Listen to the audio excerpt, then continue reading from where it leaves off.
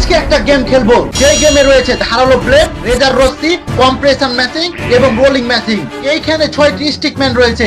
এই গেমে সত্য হচ্ছে তুমি যে কোনো একটা চুজ করবে এবং তুমি দেখবে তুমি লাকি অর আনলাকি। প্রথমত তুমি তোমার কালারটা চুজ করে কমেন্ট করে দাও, কারণ পরিশেষে তুমি যেন চিটিং করতে না পারো।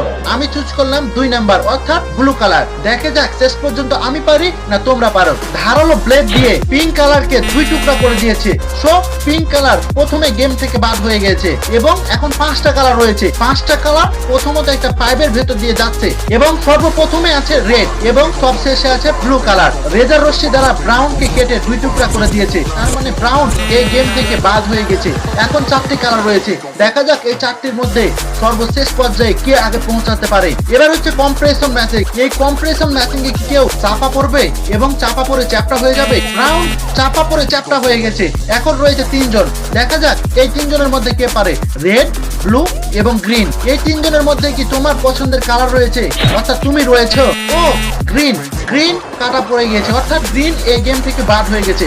এখন শুধু 2টা রয়েছে, একটা হচ্ছে রেড কালার আর একটা হচ্ছে ব্লু কালার। ও মাই গড, ব্লু গেম থেকে বাদ হয়ে গেছে, তার মানে উইনার হলো রেড। তুমি কি প্রথম হয়েছো? যদি প্রথম না হও তাও কমেন্ট করে জানাবে, আর যদি হয়ে থাকো তাও কমেন্ট করে জানাবে।